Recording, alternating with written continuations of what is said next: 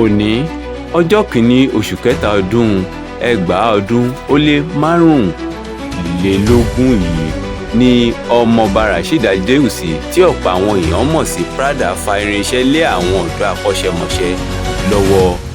Bẹ́ẹ̀ ni wọ́n sì tún ṣètò ìrónilágbára fáwọn àgbẹ̀ àti àwọn abilékọ ní wọ́ọ̀dù mẹ́rẹ̀ẹ̀rin tó wà ní Abioeko constituency 2.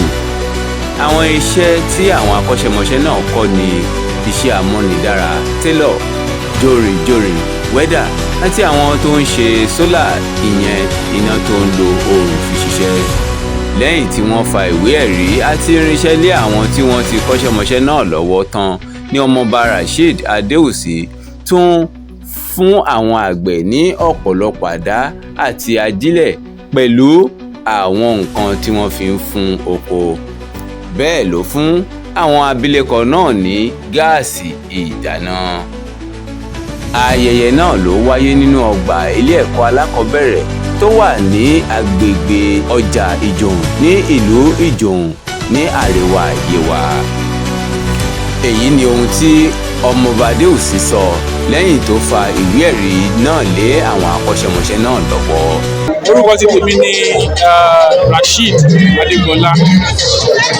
Adewusi tí gbogbo èèyàn mọ̀ sí Praada. A lot of things ló ṣẹlẹ̀ a lot of things ló ṣẹlẹ̀ ládùúgbò wa. Alákọ̀ọ́kọ́ ń bẹ̀ jíjẹ mímu, ìjọba ń gbìyànjú agbára wọn, àmọ́ ẹ bá wo population Nàìjíríà lẹ́nu a fẹ́ pọ̀ díẹ̀ ju resources lọ. Ìjọba ò lè ṣe gbogbo ẹ̀ tán.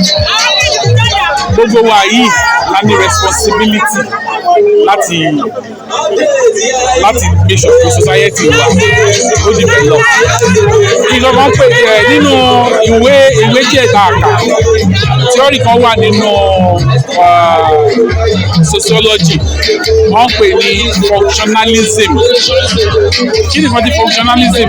Kí ló stand fún òní wípé gbogbo wa are important as a member of society. A rely lórí ara wa, agbẹ́kẹ̀lé ara wa láti survive. Ìwọ tó bá ní £1 lọ́wọ́, bóyá kíní ilé mi ní lọ́wọ́, ìwọ ní ìdí ẹ̀, èmi ní £1 ti tiẹ̀, wàá fún èmi á fún ẹ lélẹ̀. Wọ́n tún máa ń pè ní trade by barter. So in order for society to move on, gbogbo wa la ní iṣẹ́ la fẹ́ ṣe. Iṣẹ́ tó ń kálukú fẹ́ ṣe yàtọ̀. Àwọn religious leader wa, iṣẹ́ tí wọ́n ní láti preach for peace, láti fún wa ní spiritual orientation. Àwọn aṣèjọba wa, iṣẹ́ tí wọ́n ní láti ṣe kíni, láti darí. Èmi tí mo jẹ́ ọmọ ìlú, iṣẹ́ tí tèmi ni láti tẹ̀lé òfin. So kí ló wá bí eléyìí jáde wípé ọmọ ẹgbẹ́ APC ni mí, àdẹ̀ṣẹ̀ máa ṣe nǹkan báyìí àti ìṣe ti pẹ́. So àwa rí pé tá a bá ṣe eléyìí láti fi ran ẹgbẹ́ APC lọ́wọ́, láti sọ fún àwọn leader wa wípé wọ́n ń gbìyànjú agbára wọn. Àwa náà tá a jẹ́ ọmọlẹ́yìn wọn náà, àwa náà ní pátá náà lè pè sínú pátì láti fi ran àwọn tí ó kù díẹ̀ kí àtò fún wọn. Bí ṣe kó kù díẹ̀ kí àtò fún wọn, ẹ wo irú máṣíìnì tó ń ṣe sí i. Ó dàbí máṣíìnì kankan wọ́n ṣe èmi ò tiẹ̀ mọ ìtàn tà, wọ́n ní máṣíìnì kankan tó bí i 200,000. Ibi tí economy gbédé lé ní bí ṣe gbogbo alálẹ̀ afford 200,000 ṣẹ́gẹ̀t. Ọlọ́run bá ṣe lè tètè mi, mo ní lọ́wọ́ ó jẹ́ mo lè tọ́jú ìyá, mo lè tọ́jú bàbá, mo lè tọ́jú àwọn ọmọ. Èyí tó kù nílẹ̀ tómi náà ṣe fi tọ́jú àwọn èèyàn. Tó bí eléyìí máa ṣe lé ní òbí jáde. Padà ṣe ń rò náà, èèyàn àkéré náà a ti kàwé, a mọ ètò wọ́n ṣe ń ṣètò ìlú. Bọ́lá má dẹ̀ kọ́, tó bá fún wa ní opportunity náà, káwa náà ká ní impact nínú ìjọba tó ń ṣe lọ́wọ́ àti tó sì máa ṣe. Ebi ò panú, orí ló fún. Ṣùgbọ́n mo rí pé lọ́ọ̀tì ló ní ìsinmi sáyẹ́ǹsì táwa lè ṣe. My profession social worker ni mí, and the duty of social worker òun ni láti empower àwọn èèyàn, láti ensure that life àwọn èèyàn wà secure láti create wealth security iṣẹ́ ti tèmi nìyẹn. So tí ọlọ́mọdé wa bí wà láṣẹ láti rí díẹ̀ nípa ìtàwọn ìjọba ń ṣe káà náà dà pọ̀ mọ́ ìlànà náà ṣe á túbọ̀ spread. Àwọn tó ń ṣe é sí náà mi ò sọ pé wọn ò ṣe dáadáa, wọ́n gbìyànjú agbára wọn, èyí ò dẹ̀ lè orí máa ń mì, wọ́n gbìyànjú agbára wọn, and I thank them for the hard work. So in a nutshell, ìdàgbàsókè community, ìdàgbàsókè ìlú iṣẹ́ tiwa ni. Kì í force, you don't need to force yourself into it, it's a duty for.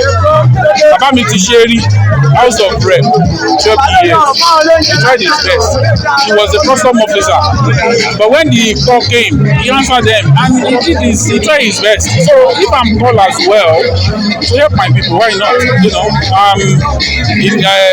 as we speak, I'm a public servant. I serve the people. That is my job. I serve people. So politically, if I am called to expand the things that I'm doing at the moment, why can't I do it? Of course I would. So if I've been called, I will come and serve my people. My name is Prince Rasheed Adewusi, also known as. Bákan náà ni Honourable Ìlọ̀ tó ń ṣojú alága ìjọba ìbílẹ̀ Àríwá Kétu, Àríwá Yewa. Mo gbàládùn ní agbára ní ọwọ́ Ọlọ́run, ilé òní jẹ́ àṣemọ́. Mo máa rọ gbogbo àwọn èèyàn tí oore ọ̀fẹ́ yìí bá kàn láti lo àwọn iṣẹ́ yìí gẹ́gẹ́ bí ó ṣe tọ́ àti bó ṣe yẹ. Mo dẹ̀ gbàládùn wípé lágbára Ọlọ́run ó máa dìlú ó máa dìgbà. Mo máa lo àkókò yìí láti lo àwọn bàbá mi tó jẹ́ àgbàgbà ẹgbẹ́. Ìta bá ń rí ẹni tó ń ṣerú nǹkan báyìí láti encourage wọn débi pé wọ́n máa lè ṣe ju nǹkan tó jù báyìí lọ. Tí àwọn tí ó jẹ́ ẹ̀jẹ̀ tí ó ń wò wọ́n bí ó máa ikú wọn lórí láti táwọn náà máa lè ti ọwọ́ bọ àpò láti mú nǹkan jáde tó fi irú nǹkan báyìí lè máa tẹ̀síwájú. Bákan náà ni alága ẹgbẹ́ òṣèlú APC ní Àríwá Yewa sọ ọ́ di mímọ̀ pé inú tòun dùn gan-an fún ìgbésẹ̀ tí ọmọọba Rasheed gbé yìí. Gẹ́gẹ́ bí mo ṣe sọ tẹ́lẹ̀, ipò oṣù lẹ̀ṣẹ̀ hù, owó èèyàn dáadáa ni. Tá a bá gbẹ́gbọ́n ẹ̀gún ní oṣù, owó èèyàn burúkú ni. Ọmọọba Adewusi ó rí ipò tí bàbá ẹ̀ pẹ̀lú bí bàbá ẹ̀ ṣe ṣe àtàwọn nǹkan tó ń ṣe láti jẹ́ kí orúkọ yìí kó má parẹ́. Àwọn ni àwọn nǹkan tí ó ń ṣe.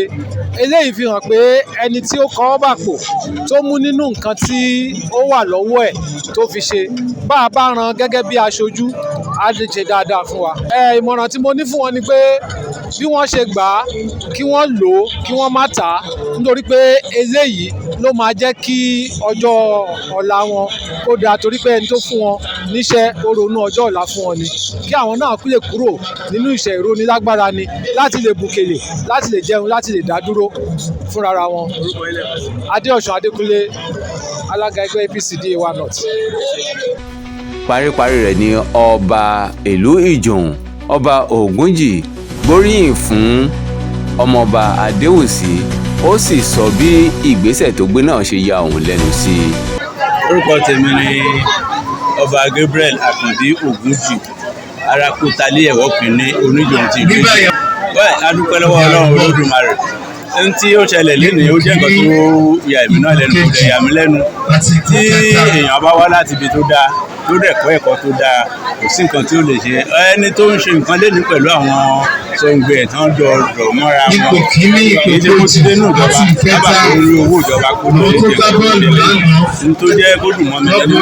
Nígbà tí mo ti wọ ọdún tí mo wò sí, mo rí pé gbogbo àwọn èèyàn tó wà níbí àwọn tó ń fọwọ́ lọ́kọ̀ ní tó ti jẹ́ ní zóònù wa ní gbogbo àdúgbò wa yìí. Mi ò ní lè sọ̀rọ̀ títí lọ sí lọ. Náà nǹkan tẹ́mi ní tó dá mi lójú ni pé nígbà táyì tí fún yàn ládàá tó ń dáko, ó túmọ̀ sí pé tá a bá fún ládàá á ti fi katapila lẹ́yìn. Bẹ́ẹ̀ ni ọ̀kan lára àwọn tí wọ́n jẹ àǹfààní máṣíìnì ìránṣọ náà, Omidan Elizabeth Ajibode, dúpẹ́ lọ́wọ́ Praada fún ìgbésẹ̀ tó gbé náà. I'm Agbe Elizabeth Oluwapelu. Well, the only thing I can say is that I'm very happy. I'm overwhelmed because I don't even believe I can be here right now. But I'm very, very grateful to God and the person that coordinates this thing for putting much effort for me to be a good person, for me to be able to achieve my aims on this, because I've been having this in mind for a very long time, that I want to be a tailor, that I want to be a fashion designer, I want to be sewing clothes for people and all that. So all thanks to him and God for making this possible today.